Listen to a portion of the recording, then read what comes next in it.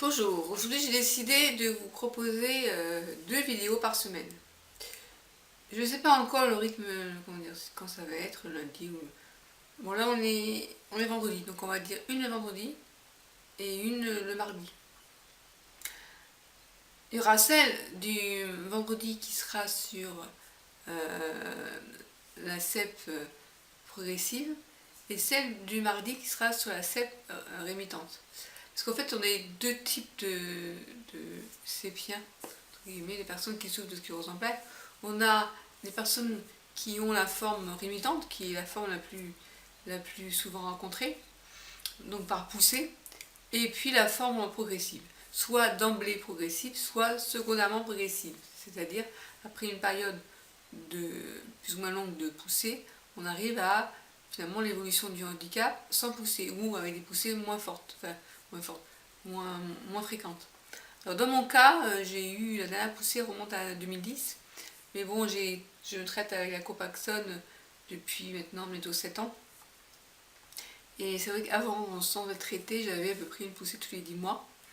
Et j'ai commencé quand j'ai été diagnostiquée sclérose en plaques. Quand la sclérose en plaques m'a été diagnostiquée, c'était, je pense, j'étais déjà passée en phase progressive. Mais à l'époque, on m'avait parlé de cette bénigne parce que on avait reconnu que j'avais la sclérose en plaques depuis 20 ans. Ça avait commencé pendant l'enfance avec une fatigue chronique, des petits signes très, j'allais dire anodins, des signes qui n'étaient pas spécifiques à la sclérose en plaques, du moins. Ça a été reconnu que lorsque ça a atteint les jambes, quand j'ai commencé à avoir des chutes. Bref. Donc, je vais vous parler dans cette vidéo de la forme progressive, de la forme d'emblée progressive et secondairement progressive. Et mardi, on parlera de la forme rémitante. Vous allez voir, on a bien sûr des troubles communs, hein, sauf que c'est quand même au niveau psychologique, c'est très différent.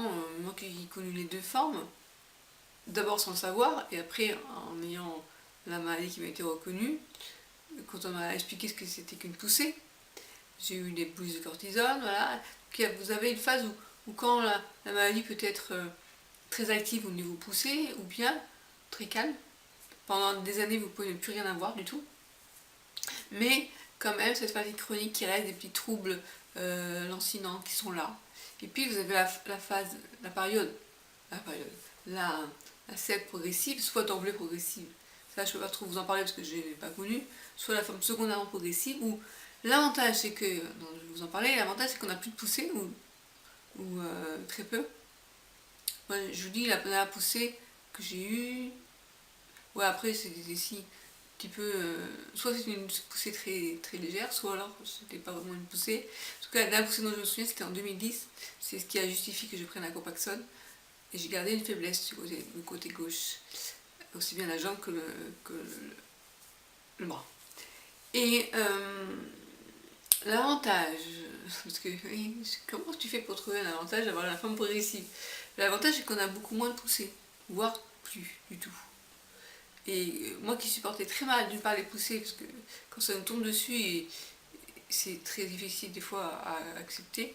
Et puis surtout les bouillies de cortisone, j'avais beaucoup de mal à me faire hospitaliser pour recevoir 5 jours, à l'époque c'était 5 jours pour moi. Bref. Donc quelque part ça m'a soulagée de savoir que voilà, depuis en 7 ans j'ai eu qu'une seule poussée, vous imaginez. Alors je sais pas si c'est grâce à la Copaxone, mais en tout cas, ouais, c'était un soulagement. Mais d'un côté, on sait que c'est un handicap qui évolue petit à petit, dans mon cas, mais qui évolue.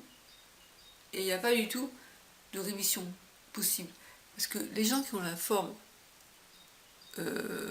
rémitante, c'est par poussée. Et au début, on a été poussé. Et puis après la poussée, quand elle a été soignée ou qu'elle a été résorbée d'elle-même, on revient au statu quo du départ. C'est-à-dire que si vous avez par exemple pendant 15 jours des troubles urinaires, et bien après la poussée, c'est revenu comme avant. Alors que dans mon cas, non. Alors moi pour les troubles urinaires et les troubles chroniques, hein, les troubles qu'on a durant la poussée, et les troubles qu'on maintient, même après une poussée de sclérose en plaques. Et dans la forme progressive, malheureusement, on garde des séquelles des poussées. Et même sans pousser, on peut avoir donc le handicap qui évolue. Alors le handicap qui évolue, c'est par exemple la marche. Il y a 10 ans, je arrivais encore, bon, difficilement, mais j'arrivais encore un petit peu à courir. Je marchais sans canne et maintenant il faut que je prenne une canne. Voilà. Et ça, il n'y a pas eu de poussée tout d'un coup, paf. Paf, ça me rappelle un film. Et paf, j'ai tout lâché. La crise.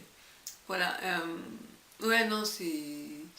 Alors, si vous voulez avoir une bonne vidéo qui parle d'une poussée de sclérose en plaques, allez voir une vidéo qui a été présentée, je crois, en 2010 dans le concours C'est pas du ciné, où la personne, elle est en voiture, elle dit ah oui, la sclérose en plaques, c'est ça, c'est ça. Elle arrive au domicile d'une personne dans un appartement, elle rentre, elle prend un bâton, et elle tape, et elle poussait une. Ça m'avait fait poiler ce truc, c'était vraiment ça quoi. Voilà, et puis ça décrivait bien la poussée. Ça arrive subitement. Bon là dans ce cas-là c'était des coups, mais c'est pas des coups. Mais on peut avoir des douleurs bien sûr dans la sclérose en plaques, ça tout le monde ne le sait pas. Voilà, donc n'hésitez pas à me faire part dans vos commentaires si vous avez des questions par rapport à la forme progressive. Moi je me souviens, je comprenais pas comment il y a plus de poussée, mais comment il peut y avoir un handicap s'il n'y a plus de poussée. Le handicap il vient comment?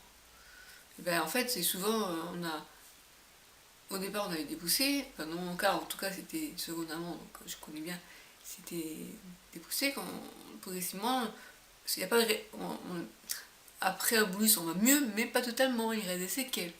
Alors dans le progressif, je pense que finalement c'est comme une poussée en continu. Hein, il faut me dire si je me trompe, mais je pense que c'est ça. Donc s'il y a d'autres personnes qui veulent témoigner, soit parce qu'elles connaissent la forme d'emblée progressive, soit la forme secondairement progressive, qu'elles me le disent, je peux très bien les interviewer pour le blog, en sachant qu'on parle très peu de cette forme, parce que ça touche à peu près 20% des personnes, je crois. Et donc on a toujours l'aspect, oui la recherche avance beaucoup et tout, parce qu'on pense aux gens que la forme rémitante, mais nous ceux qui sont en phase progressive, on existe aussi. Et les traitements, ben, il n'y en a pas. Là j'ai vu que ils avaient eu des découvertes, mais c'est pas encore là. C'est pour ça que moi je suis obligée de prendre encore la Copaxone pour éviter les poussées, parce que des fois tu dois rien faire. Je préférais éviter, le risque n'est pas absolument à zéro, absent, ouais, comme dit. Et voilà, donc je vous dis à la prochaine vidéo qui parlera de la forme rémitante. Je vous dirai un peu sur mon vécu, comment j'ai vécu le fait d'avoir des poussées de sclérose en plaques sans savoir que c'était la sclérose en plaques. Puis après, quand j'ai su que c'était ça, la phase à comment je suis passée à accepter le traitement, est-ce que j'arrive à accepter la maladie, comment j'ai... Dans la vidéo du vendredi, je vous parlerai comment j'ai accepté le nouveau diagnostic, parce que c'est un nouveau diagnostic, on vous annonce la sclérose en plaques rémitante, et après on vous annonce que vous avez la forme progressive. Donc c'est un nouveau diagnostic, on va dire. Donc je vous en dirai plus dans la prochaine vidéo, donc soyez patients, ça arrive. A bientôt, c'était Christelle du blog lacep.com et de la chaîne YouTube Parlons de la CEP sans tabou.